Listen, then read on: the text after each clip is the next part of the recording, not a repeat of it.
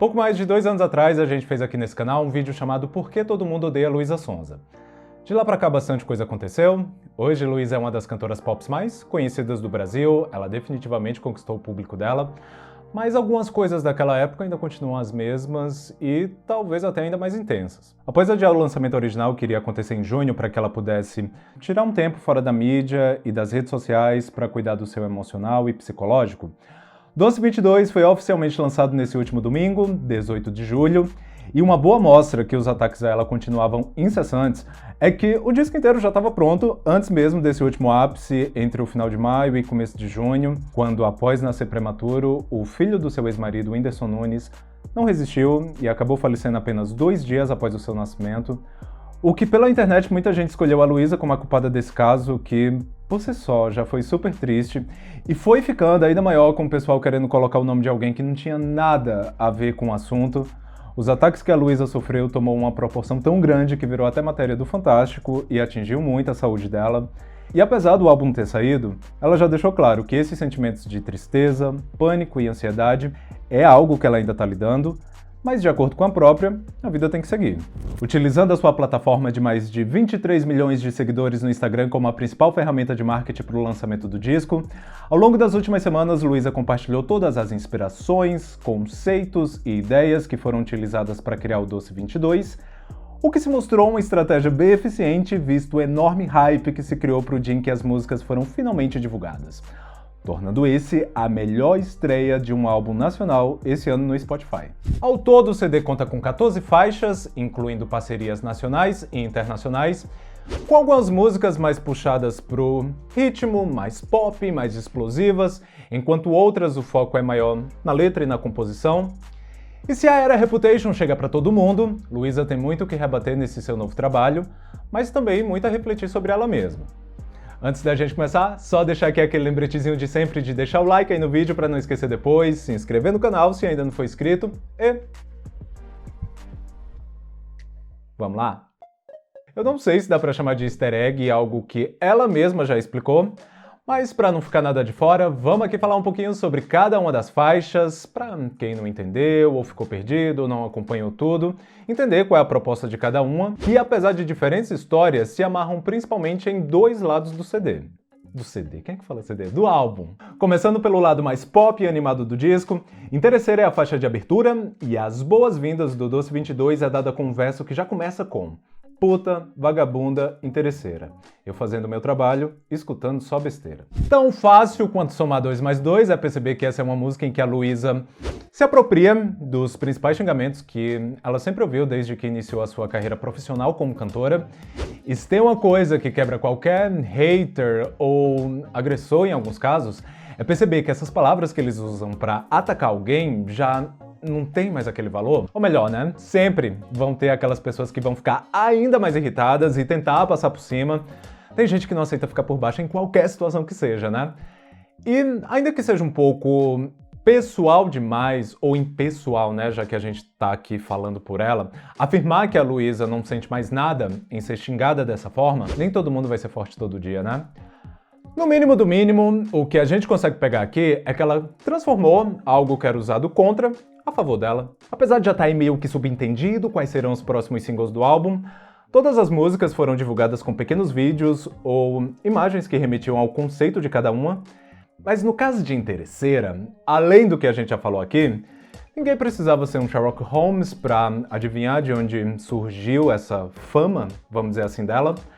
Mas colocando os pingos nos is, no vídeo promocional que anunciou a faixa de abertura do projeto, Luísa aparece sendo enquadrada em uma sala, onde também é possível ver nos papéis de acusação a data exata do dia em que foi anunciada a sua separação com o Whindersson, que, para quem não lembra, foi no dia 29 de abril do ano passado. Para o lançamento desse álbum, Luísa traçou várias estratégias de marketing bem interessantes, algumas até inéditas. Já já a gente vai falar sobre as músicas que ainda estão bloqueadas. Mas, apesar disso, nem tudo é tão cheio de mistério assim, nem tudo tem tanto conceito por trás. E apesar da identidade visual dessa fase de pré-divulgação ter sido muito bem feita, ter sido muito forte, pra quem tava na dúvida, Luísa já esclareceu que esse não vai ser um álbum visual. Eu imagino que pela produção e ambientação como cada música foi apresentada, muita gente pode até ter ficado pensando, né? Eu acho que ela não deve ter feito tudo isso só pra tirar 2 fotos pra postar no Instagram. No entanto, parece que esse foi realmente o caso, como a própria explicou em uma live no último domingo. No entanto, como já deu pra perceber, ainda tem bastante conteúdo ainda por vir. No dia do seu aniversário de 23 anos, Luísa lançou ao mesmo tempo o clipe da sua parceria com o cantor e rapper estadunidense Black, em VIP, e também o clipe de Melhor Sozinha, sendo aí uma faixa de cada lado do álbum, onde apesar de propostas diferentes, uma sendo bem mais dançante, boss beat, enquanto a outra puxando para um lado mais vulnerável, elas acabam se complementando, mostrando que no fim do dia ela não é 100% um ou outro, mas um pouco de cada um. Se a gente for parar pra ver, a Luísa nunca deixou de levar pedrada do pessoal, mas sempre que a gente vê ela na TV ou nos palcos, ela sempre estava lá bem poderosa e confiante. Só que nisso aí também, né, tem o por trás das câmeras, que esse é um lugar que a gente nunca sabe como a pessoa realmente está se sentindo e o que está acontecendo com ela. À frente de todas as vertentes dessa era, além de participar da composição de todas as canções do disco, Luísa também participa da parte visual do projeto, assinando, por exemplo, a criação e co-direção dos 2 clipes lançados nesse último domingo, o que não necessariamente é uma regra, mas a gente sabe, né, que quando tem ali o dedinho da própria pessoa, tudo acaba soando bem mais sincero, né? Eu acho que já virou até um padrão do pop, né? Toda artista sempre falar que o seu próximo projeto vai ser o mais pessoal da carreira dele e tudo mais. E algumas vezes, quando sai, a gente vê que ele sequer participou das composições. Mas, nesse caso, apesar de ter contado com a ajuda do time, que já acompanha ela há um tempinho, a Sonza estava ali realmente de cabeça nesse desenvolvimento. Uma que por um momento eu até tinha esquecido que ia fazer parte desse álbum foi o seu super hit, que saiu em dezembro com a Pabllo e a Anitta em modo turbo. Tem um vídeo inteirinho só sobre esse lançamento aqui no canal. E apesar dos números já falar por si só, eu tenho quase certeza que em um mundo sem pandemia, ela teria sido ainda muito maior, sabe? Tipo, imagina o quanto essa música teria tocado num carnaval.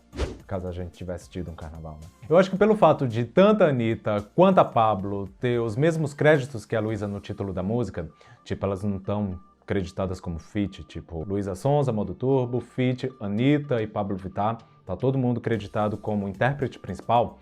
Eu até tinha esquecido que a Luísa era dona da música, vamos dizer assim, mas daí a gente lembra de toda aquela treta envolvendo a produtora que assinou o clipe, da Anitta falando que ficou quietinha ali quando o negócio começou a ficar estranho porque esse não era um clipe dela, e daí a gente deu o toque, né, de que realmente essa era uma música da Luísa. Porque eu até fiquei me perguntando por que a atenção não tinha entrado. Só que daí, nesse caso, é uma música autoral do Pedro Sampaio com a Luísa como feat.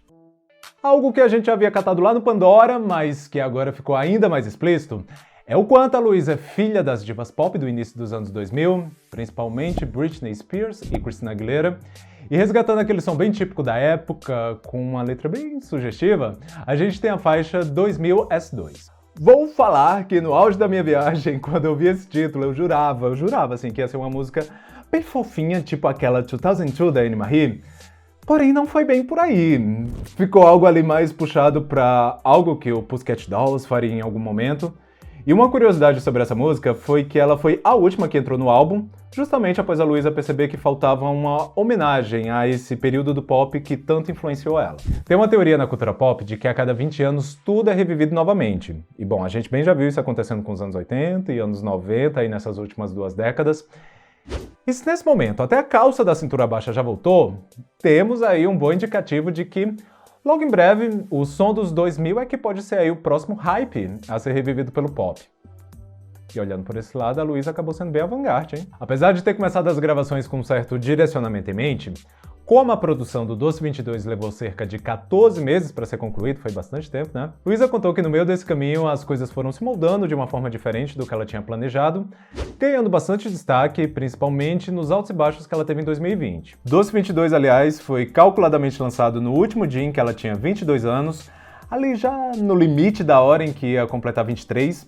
Hoje em dia, geralmente, os lançamentos sempre acontecem às sextas, mas para ficar mais poético, vamos colocar assim, a Luísa quebrou esse protocolo e liberou ele na virada do sábado para o domingo, sendo essa também uma forma de registrar o que rolou nessa fase da vida dela, colocar para fora e seguir em frente.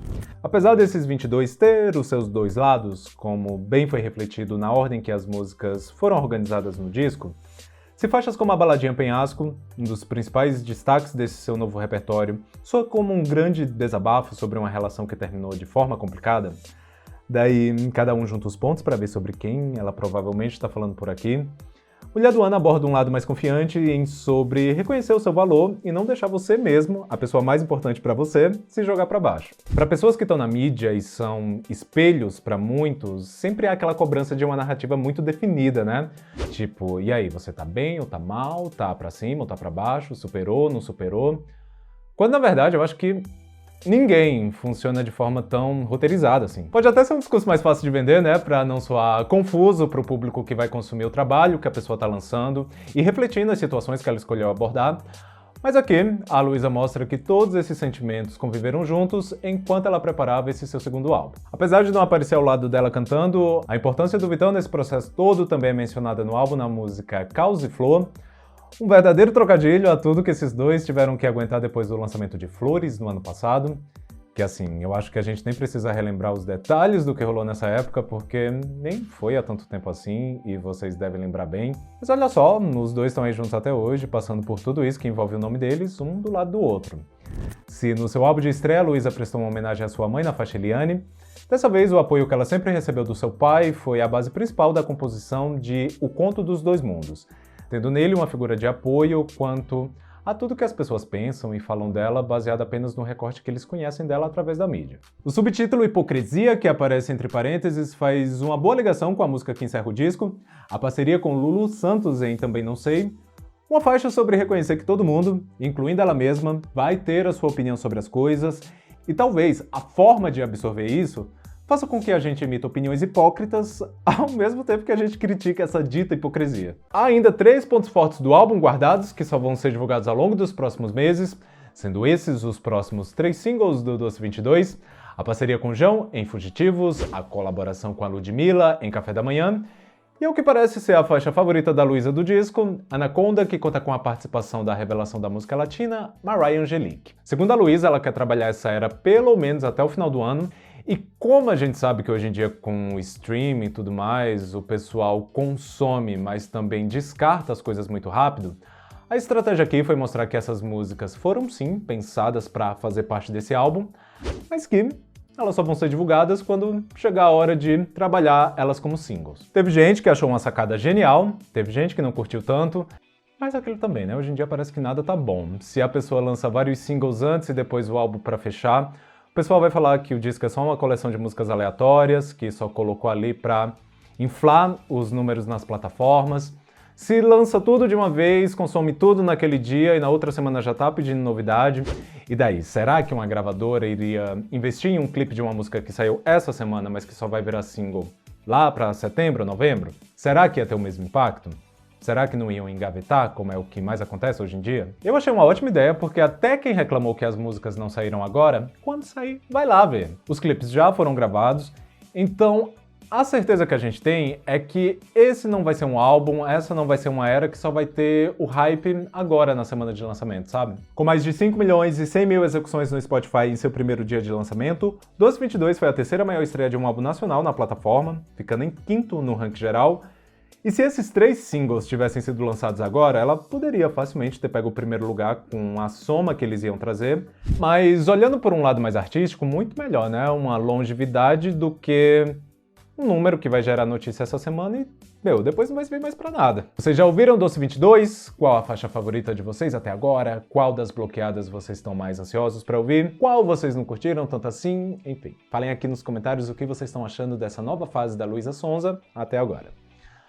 Bom, pessoal, espero que vocês tenham gostado desse vídeo. Se sim, deixa o like, se inscreve aí no canal se ainda não for inscrito, compartilha aí com o pessoal, aquele esqueminha. Beleza? Por hoje é isso e vamos nessa.